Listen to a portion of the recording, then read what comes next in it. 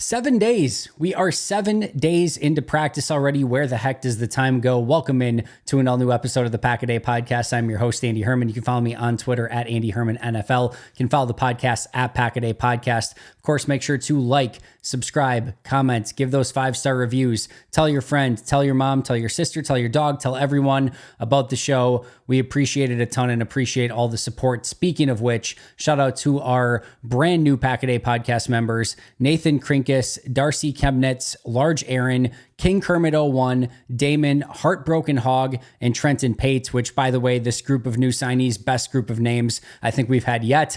But I appreciate you guys signing up. Thank you so much for checking the memberships out. I hope you're enjoying all the content. If you haven't had the opportunity yet to check out those Pack a Day Podcast memberships, make sure to do so. 4 different tiers available. All tiers are going to get additional content, bonus videos, bonus member Q&As, all of it. So again, make sure to check those out.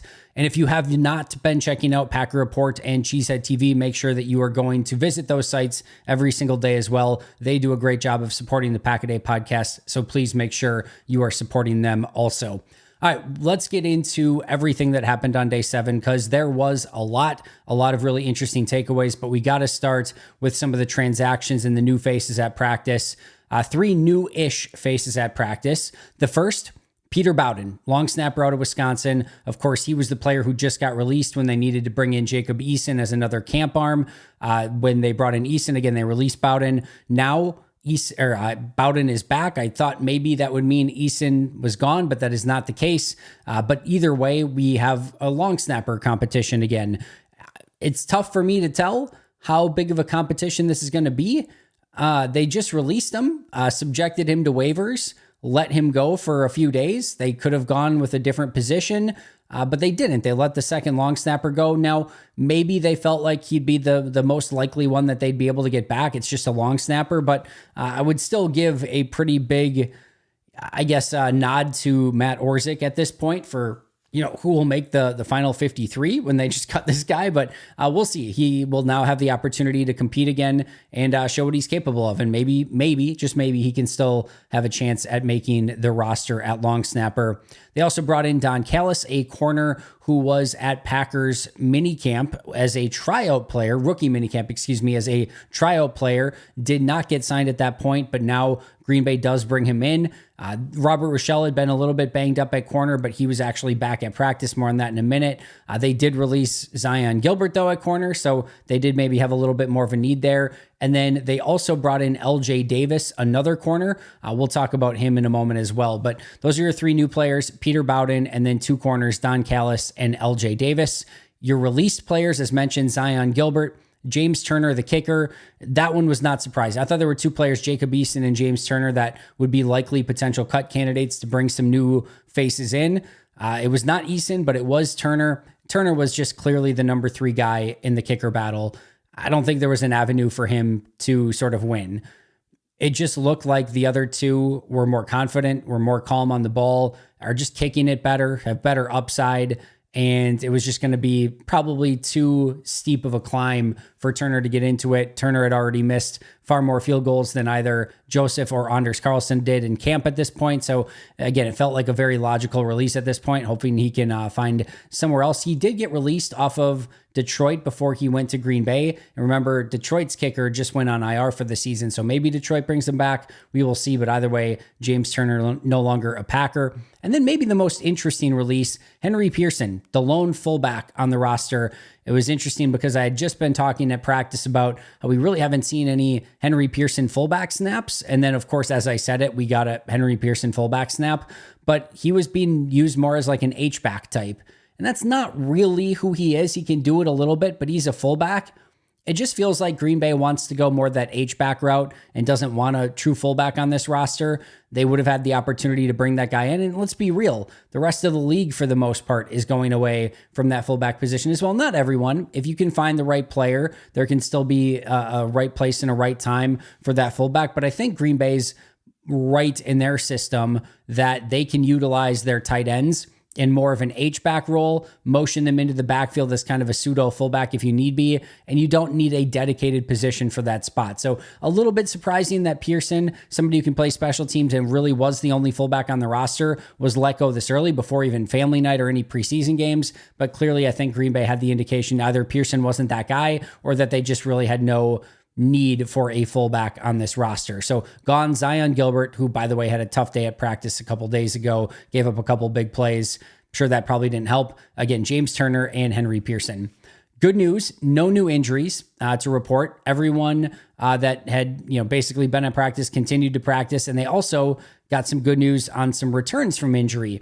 Zane Anderson and Robert Rochelle, who were more recently injured, were both back at practice doing individual drills, as were two rookies, Kitano Ladapo and Marshawn Lloyd. Marshawn Lloyd making his training camp debut, Kitano Ladapo making really his Packers debut. Oladapo missed rookie minicamp OTA in the start of training camp with a foot or toe, I forget which one it was, but foot injury that he had from the NFL Combine. This was his first opportunity to practice, so it was great to see really all those guys, but certainly Kitan for the first time, and then Marshawn Lloyd for the first time in camp.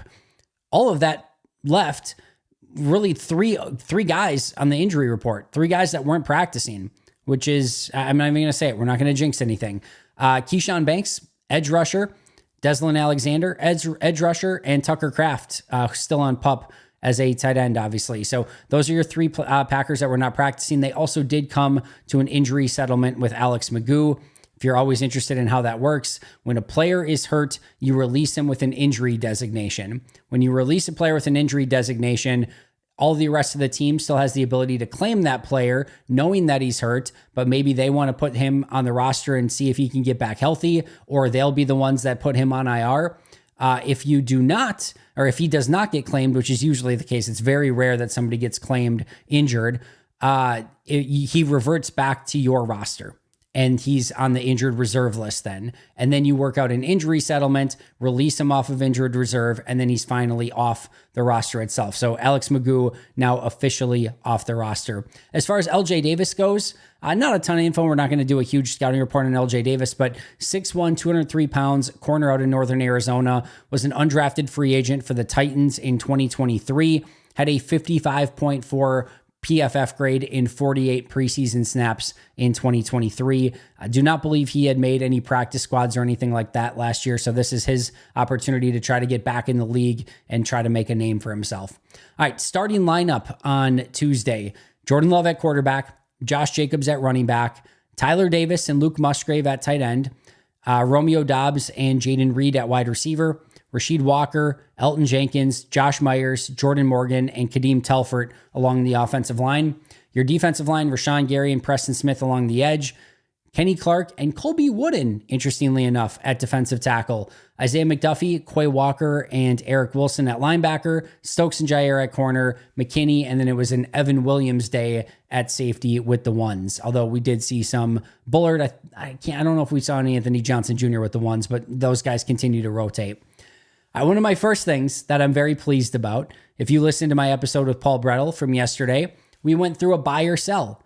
And my players on the sell list, Sean Clifford, Josh Jacobs, the offensive line, Kitano Ladapo. Now, if Josh Jacobs, Kitano Ladapo might sound a little bit interesting, go back and listen to the episode. I explain why. But my happiness today is that I thought all four of those had an interesting bounce back. So clearly, all of them listeners of the Pack-A-Day podcast, clearly that added a little bit of a chip on their shoulder. But let's start with Sean Clifford. Really starting to got into a rhythm in the red zone periods, had a beautiful touchdown, his best throw of camp to Grant Dubose in the back of the end zone, bought a little bit of time, rifle shot right back of the end zone. Dubose was able to get both feet in. Really nice play from those two. There's a play where LVN came untouched, but Clifford was able to get it out to Bo Melton in time. That was a touchdown on a quick out. And then Jaden Hicks, he had a touchdown too as well. So really nice day from Sean Clifford in the red zone periods. There were some other periods where maybe it wasn't quite as good, but we still finally saw some signs from Sean Clifford. So my one guy that I sold, again, Sean Clifford, had a very nice bounce back day, especially in the red zone period.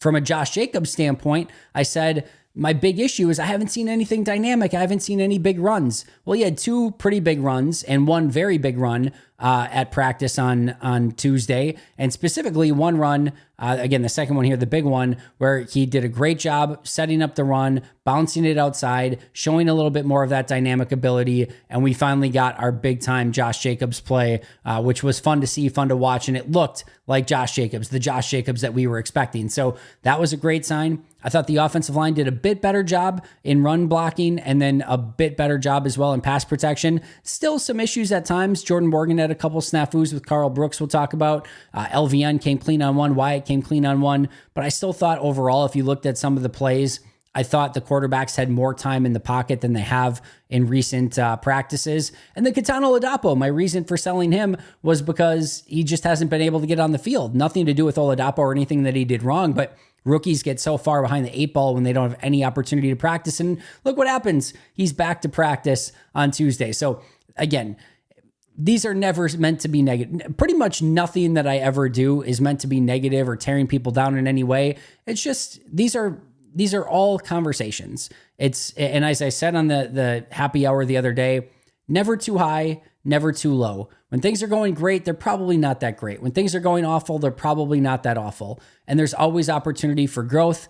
This Packers team is going to lose some games this year. They're going to have some opportunities to bounce back. They're going to have the opportunity to win some games, maybe even in some blowout fashion. There's going to be players who far exceed our expectations. There will certainly be players that come nowhere near our expectations and fail our expectations. And there'll be a lot of players that just stay status quo, maybe don't take that step forward. These are all things we're going to go through every single year. There's always going to be a tier of players that we're super excited about, a lot of people in the middle, and then a tier of players that we're like, what's going on? Why are they not performing the way that we would expect them to? Happens every single year, but very happy to see that some of these players bounce back in a big way on Tuesday. All right, Romeo Doubs is another player I want to talk about. Talked about him a little bit on the quick hits, but Jair Alexander post-practice said that Romeo Doubs is the second best wide receiver in the NFL to only Devontae Adams. Probably a little bit of a bias here, but Romeo's had a really nice start to camp, and he looks like a better version of Romeo Doubs. If Green Bay can get the Romeo Doubs we saw in the playoffs last year consistently, man, what a huge get that would be for this team. And I don't think that that's a anywhere near impossible thing. He's been really, really good.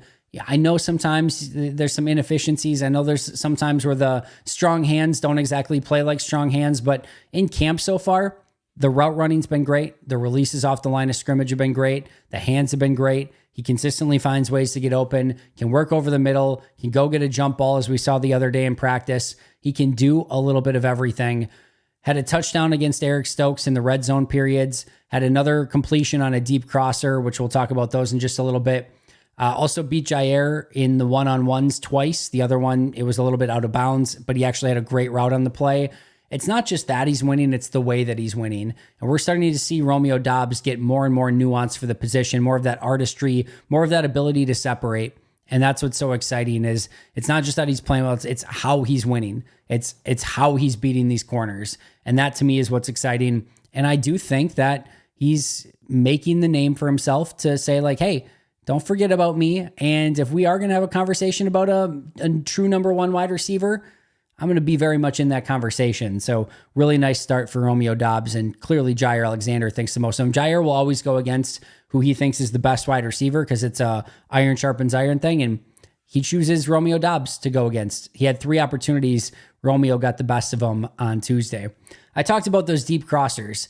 If there's anything that we've seen since Jordan Love has been back that has been a bit of a weakness for this Packers defense, and really what I would argue has been the only kind of weakness for this Packers defense so far, is some of these deep crossing routes. And that's not to be totally unexpected. If you can give your quarterback time, you think you're playing a deep safety and you're going a lot of man-to-man, deep crossers in a man-to-man is a tough thing. You can, start pressing them down the field and then start sprinting to the entire opposite side of the field and really get going. And what you're going to do is you're usually going to run a deep post or a fly route behind it to take that single high safety with you. Now you end up with a deep crosser on a one-on-one. And we've seen over the last few days, this could be something that the defense has to be a little bit more cognizant of and aware of to make sure that these big plays are not happening, because we have seen this deep crosser play work for this offense ever since Jordan Love has been back.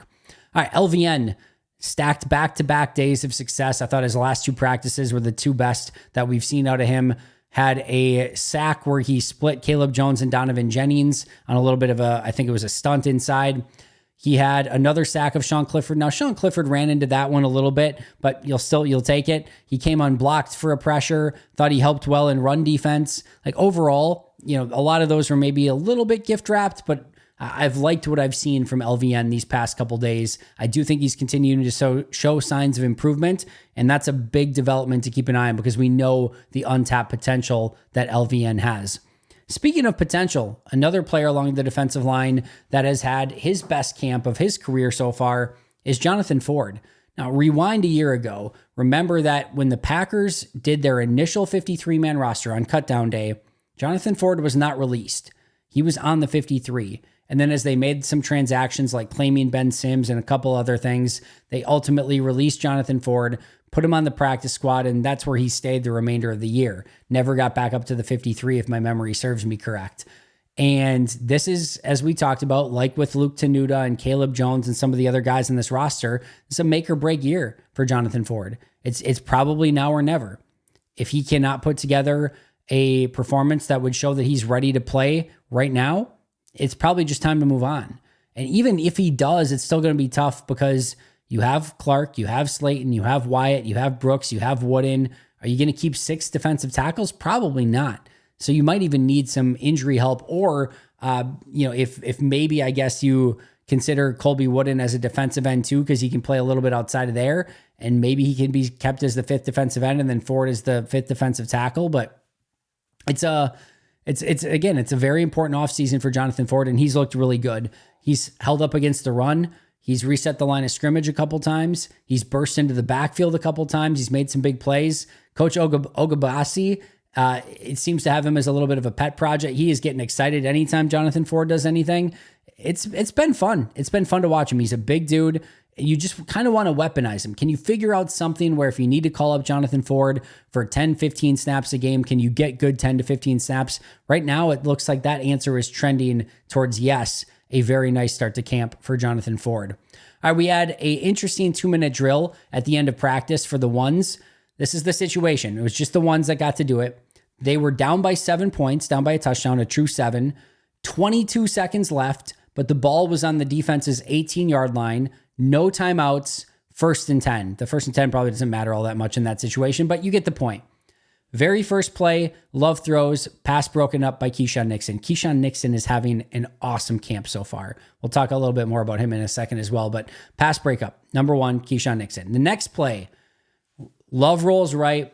Luke Musgrave runs a fantastic route, gets a ton of separation, back of the end zone, game on the line, Love to Musgrave. Love throws it right to him, and Musgrave clanks it right off his hands. And then, of course, what happens on the next play, Love comes back, throws a little bit of a anticipation throw to Christian Watson in the end zone. Eric Stokes jumps it, and it ends up being an interception. Christian Watson took the blame for how he ran that route after practice, basically saying he needs to cut it in a little bit more aggressively, and just a little bit quicker. Didn't really give Jordan Love an opportunity on that play. Love probably would still like to have it back in some capacity, but I think more importantly, I think both of them probably wish Luke Musgrave just would have caught the touchdown, the play earlier. Instead, it ends up to a game-sealing Eric Stokes interception, who continues to also have a very nice camp in his own regard. Kicking competition. Greg Joseph goes 6 for 6 on the day. Anders Carlson goes 5 for 6. So Joseph is now 22 of 24 so far. And Carlson is now 21 of 24. So Carlson now is Joseph is 1 up on Carlson through the start of training camp so far. I think that's important, but I do think training camp and preseason are going to go a lot further in determining that competition. And if it's anywhere close, I still very much expect it to be Anders Carlson, but Greg Joseph 1 up at the moment. We'll see if that continues through the remainder of camp. All right, some miscellaneous notes. Tyler Davis was used at H-back. He had a really nice play, by the way, too, in pass pro that gave, I want to say, it was Clifford some additional time to throw down the field. Unfortunately, Clifford missed that throw, but Tyler Davis getting some time at H-back. I was asked in the Q&A of Are they going to be able to keep 4 tight ends? And how I kind of placed it is, remember last year they kept 3 tight ends and then Josiah DeGuara as an H-back. So it was kind of 4 in that group. You had Sims, Musgrave, Kraft at tight end, and then Josiah DeGuara as that H-back. I could see them maybe trying to transition Tyler Davis into that role. Ben Sims is your blocking tight end. Kraft is your overall tight end. Musgrave's your move tight end. And clearly Musgrave and Kraft can do some other stuff as well. But I wonder if that's where they go, and maybe they do keep 4 of those guys. But we did kind of get a better glimpse of Tyler Davis as an H-back, and I thought it was a good day for him, although he did have 1 drop on a quick little pass. But other than that, he continues to impress and have a nice training camp. Another really impressive run by Emmanuel Wilson. He has had multiple big runs through the course of camp. He gets through the hole, good patience, and then great acceleration. Puts a move on Anthony Johnson Jr. in the open field to pick up even more yards. It seems like almost once a day, Emmanuel Wilson is breaking a 20-plus yard run right now. You love to see that from him. Best day yet from Carl Brooks. He beat Jordan Morgan on a couple plays, reset the line of scrimmage about 5-6 yards into the backfield on the first. On the second, he exploded into the backfield for I think probably more of a pressure. I think the quarterback did get away, but still could have been easily, potentially could have been a sack in a real game. Either way, ends up being a couple nice plays for Carl Brooks. And again, his best day of camp so far.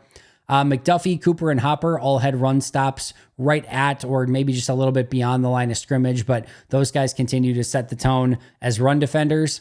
Devontae Wyatt had an insta-sack against Sean Clifford, just an immediate win into the backfield, an easy sack on Sean Clifford. McKinney dropped in a very easy pick of Jordan Love in the red zone period. Love lofted one up. McKinney saw it the whole way, jumped it, should have had a pick, but unfortunately went off of his hands, Pratt had a big-time throw in the red zone periods to Jaden Hicks. And that also ended up being dropped. There was a lot of weird drops on the day. The Musgrave one, the Hicks one, McKinney dropped one. Benny Sapp had an interception, hit his hands, and he dropped it. And then, of course, there was one other one I thought too. Either way, doesn't really matter, but a lot of dropped interceptions and big plays that could have been that ended up not being so because people could not hang on to the ball. In dime, we saw a 3 safety look. We saw 2 corners on the outside. We saw Stokes and Jair with Nixon in the slot, and then McKinney deep, and then 2 safeties just directly ahead of McKinney in Evan Williams and Javon Bullard. So a 3 safety look in dime. I think one of our first looks at dime defense so far this offseason. Keyshawn Nixon, another really nice day, had a in one-on-ones, I should say, the opposing wide receiver went 0 for 3 against him. And he just had another, big day in coverage overall too, and even some of the team activities. So he continues to be very impressive and take a step as a cover slot corner, where he really sort of started to, I think, take a step at the end of last year. Now he's carrying that over and looks even better. Aaron Mosby went right through Emmanuel Wilson on a blitz pickup. Wilson tried to pick him up, and Mosby just kind of dog walked him back to the quarterback. And then as far as Jordan Love's day, Bill Huber had him at 5 for 13 on the day. If you want to know why that's one of the last notes, why we're not even really discussing it, because it's still very early. He's still working off a little bit of rust. And that 5 of 13 would have been 6 for 12 had Luke Musgrave just held on to the pass. So either way, no concerns about Love. The big time throws that he's making look really, really good, and he'll get into a rhythm with this offense sooner rather than later. And we're going to be talking about how Jordan Love is probably cooking and doing some great stuff. If we're 2 weeks from now and Jordan's still struggling, we'll have a different conversation, but no, absolutely zero concern at this point for Jordan. Last but not least, Matt LaFleur was asked about Daniel Whalen before practice, and he really went out of his way to say how outstanding Daniel Whalen has been. So he's the one guy on the roster without any competition. Now we kind of understand why they clearly think a ton of Daniel Whalen, and I do as well. I think they found their long-term punter, and they obviously got to get him signed at some point to a longer-term deal, but they still have him under team control. No concerns at this point, and he is off to a really nice start to his Packers career.